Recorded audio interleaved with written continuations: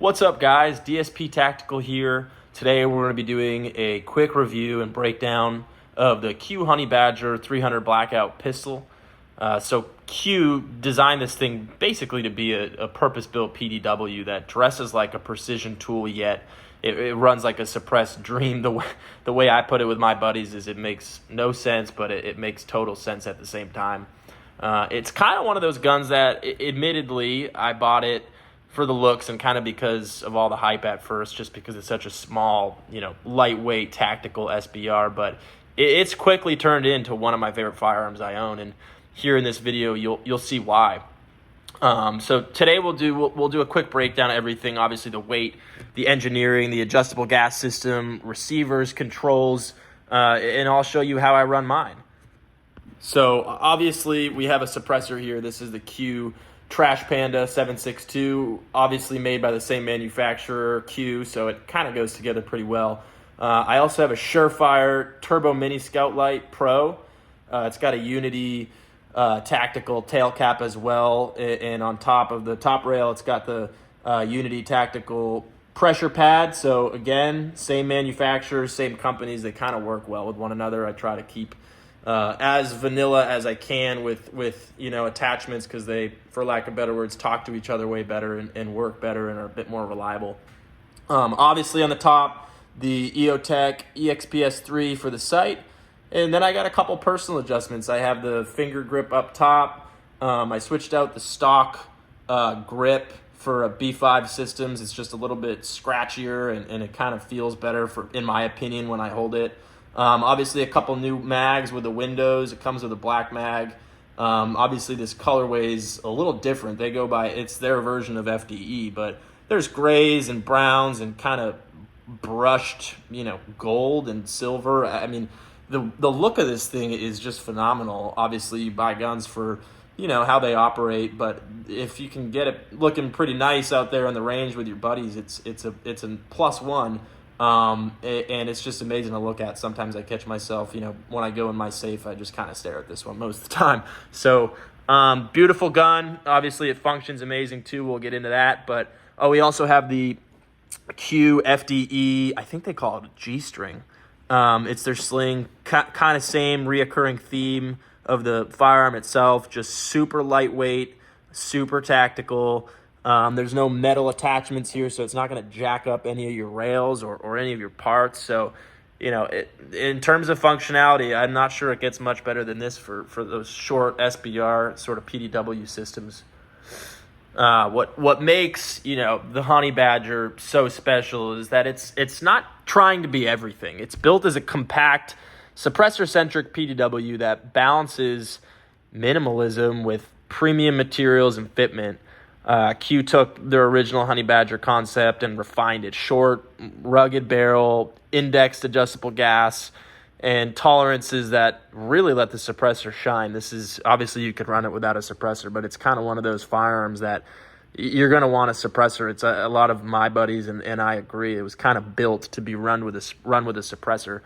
And that 1-to-5 twist rate really stabilizes heavier subsonic bullets and gives you the flexibility also to run both subs and supers without much compromise. The barrel itself is stainless steel. The muzzle is tapered with 5/8, 24 threads, and Q includes an index low profile adjustable gas block. I believe it's on this side. Oh, no, it's on that side. It's just hidden by the flash. Yeah, they include that index, adjustable gas block, so you can kind of tune the gas flow for suppressed or unsuppressed function. That adjustable block is simple in concept, small screws to tune it and lock the gas flow, and it matters because the Honey Badger lives and dies by its gas control when you throw a suppressor in the mix.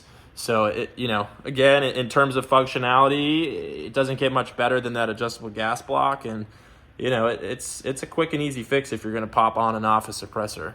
So the receivers are 7075 T6 aluminum with a clear hard coat anodized. That gives the Honey Badger a solid premium feel while also keeping the weight way down. Controls are AR familiar, but with short throw ergonomics. It's a I think it's a 70-degree safety selector, 2-position telescoping PDW stock or pistol brace, 2-stage match trigger. In many of their configurations, the handguard is a free-flow M-LOK, which keeps the barrel, harmonics cleaner and gives you kind of that modular mounting real estate without adding a bunch of weight. My opinion, the Q feels like a finished product. It's not a Frankenbuild. The parts fit. The finish tolerances are tight. The connectors between the upper and lowers are crisp. It's clearly designed by people who tested it under suppression and kind of built it backwards from the silencer. So let's talk about weight and balance. The Q lists the Honey Badger around 4 pounds and 8 ounces, I think, in the base of sort of their SBR and pistol specs. That's a dry number. If you add a suppressor, obviously an optic, a light, sling, you'll feel the change a bit. But in my configuration with what I got on there, the balance shifts forward with a touch, but handling remains tight. It still rides like a PDW rather than a carbine. It's damn light for what it is. If you want it ultra light, you can remove and kind of minimize the rail kit. If you're running suppress like me and kind of some attachments, also obviously, expect that mid 5 pound territory depending on accessories. Still very manageable for a super high end short barrel 300 black. The weight on most other models is gonna go over that 5 pound range. This Q Honey Badger just sits at one of the lightest on the market, and you can feel it. So Q's finish options are honestly part of the appeal. Obviously, the Honey Badger comes in that clear hard coat anodized and that striking kind of gold gray finish that a lot of collectors compare it to a premium FDE. The bursted gold highlights and slate grays read like Q's kind of upscale take on desert tones. It's sort of tasteful and distinctive without screaming tactical. The bead blast and PVD options and on silencers pair pretty cleanly with this receiver finish. So again, in my personal opinion, one of the best looking SBRs on the market. Obviously, it comes at a pretty price. But it's one of those guns that if you take care of it and you love it and you use it, you'll have it for as long as you feed it. So Q designed this Honey Badger to be suppressor friendly. Obviously, the threaded muzzle and the cherry bomb style rear ends are intended for kind of a quick attach cans like Q's Trash Panda. This Trash Panda, my suppressor and specifically is an all titanium 7.62 quick attach can, very light for its class. I think it's under 12 ounces. I think it's like 11.8 or something, and it's about 6.9 inches long, which preserves handling more than a traditional full-length rifle can. So in terms of the suppressor setup, you could obviously run a couple other things if they're direct thread, and kind of get creative there if you want different colors or a different system. But in my opinion, I try to match the suppressor if I can. With the gun itself. Obviously there's tons of suppressor brands and tons of gun brands, but this one specifically, I thought it best to match both and kind of let it run how it was intended to by the manufacturers. So now let me run you through my personal build and kind of why I picked each piece, starting with the suppressor. I'll go real quick. Obviously light titanium, quickie attach, short. It's optimized for that 30 caliber and works well on 300 black for a compact, suppress package. The SureFire Turbo Mini Scout Light Pro, I think it's a Pro. I run the Turbo Scout for, again, a compact, high candela beam. Output, I think, is 650 lumens in turbo and a focus kind of throw that's great for identification and long-range target illumination. It's small, durable, and integrates super well with kind of low-profile mounts. And then obviously the Unity Tactical tail cap and their AXON pressure pad at the top. These remote switches kind of give you a reliable ergonomic activation. and sort of, keep the wiring tidy. Obviously, it's pretty small of a wire. It keeps it tidy when you want to, remote pressure activation on the rail. The AXON family offers module switch profiles. Obviously, the gas cap USB-C solution is interesting if you want to link up, if you want a link type integration.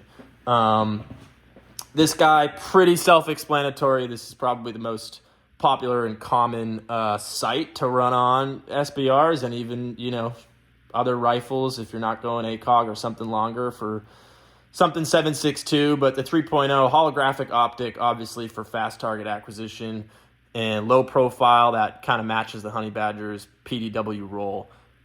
We have the night vision one. I don't have night vision goggles, so it's probably unnecessary to get it. But that extra button was just kind of staring at me in the store, and I thought, why not?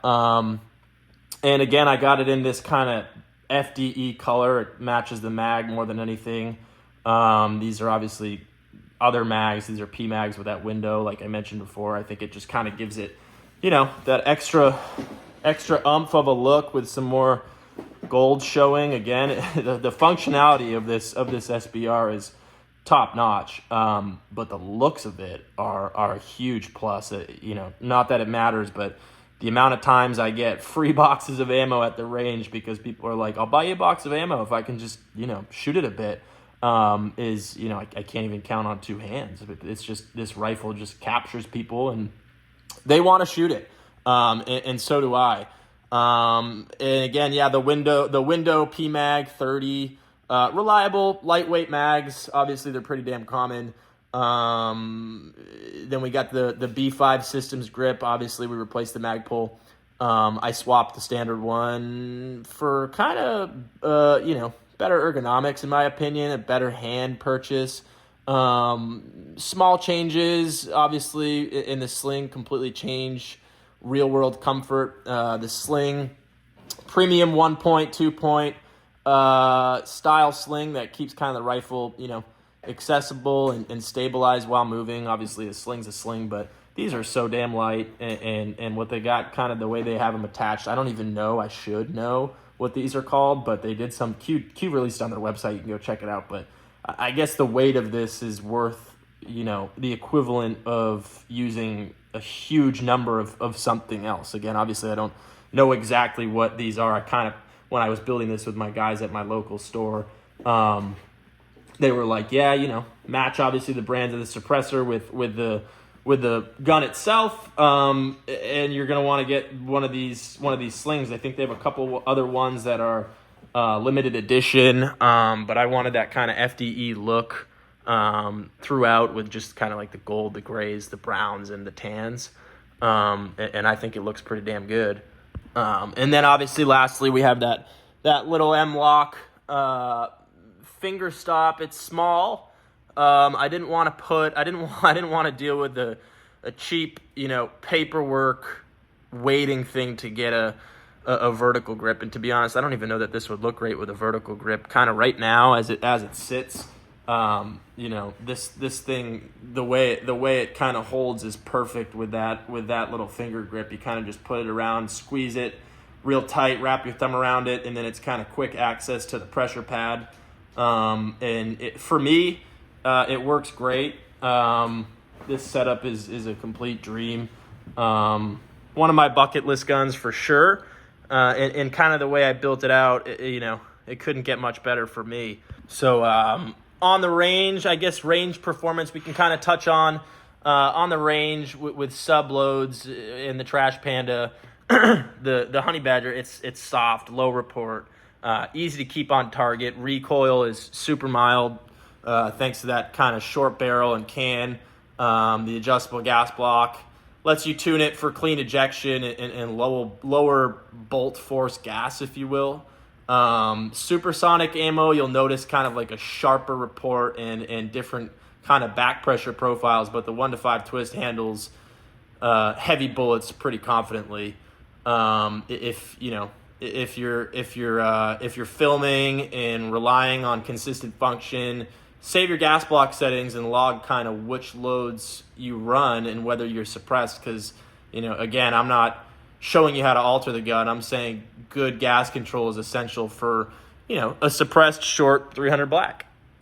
So let's kind of get into, the function of it. Obviously, they don't have a cover here. The older ones did. The newer ones don't. I think Q kind of went along the lines of other models not having them, and they kind of matched it on the new ones. But Radian charging handle, super good charging handle. My favorite in sort of the charging handle world. Dry fire, don't love to dry fire them, but it won't hurt. Just to kind of give you guys an idea of sort of how it feels, how it sounds. I'm not a huge trigger guy. I've never been someone to change out the triggers. Obviously, triggers, are super important, but I kind of take what I get with the manufacturers, how they ship them, because that's how they believe they operate the best and feel the best. So I always kind of leave the triggers in unless it's something extremely brutal that I have to switch out. The only, and this is kind of a common issue too with most honey badger owners. This is kind of like one of their main problems with it is this adjustable stock or pistol brace. It only has two positions, obviously all the way back or all the way forward. But it's so damn small that you don't really notice it. So I'm not complaining about it too much, but for some collectors and enthusiasts, they complain about it just because it's probably the only thing to complain about with this gun here. Q's QC here is very solid. Obviously the hard coat anodize on the receivers resists wear, and the 7075 metal is standard for high end ARs. The steel barrel is index tapered to make field swapping predictable. As always, inspect threads, run proper head spacing, and use quality mounting hardware. There's no shortcuts on, suppressed host guns, but it's pretty damn good. If you wanted to turn it into a true PDW grade 300 black that was designed around suppression and collector level finishes, this gun delivers. It's compact, light for the class, engineered so that when you add a can like the Trash Panda and run quality accessories and attachments, the package sings. It's not a cheap toy. It's a precision tool for serious shooters and collectors who want that premium, tactical, aesthetic, and real suppressor-centric performance. So like I said, quick review here today. We'll post something on the range and kind of break it down even more in person. Minus, I'd say, a common issue being only, two settings for that stock or pistol brace. The only other thing that kind of hits in your face is the gas. Obviously, any suppressor is going to have gas. Some don't, but, most suppressed systems spit out some gas in your face.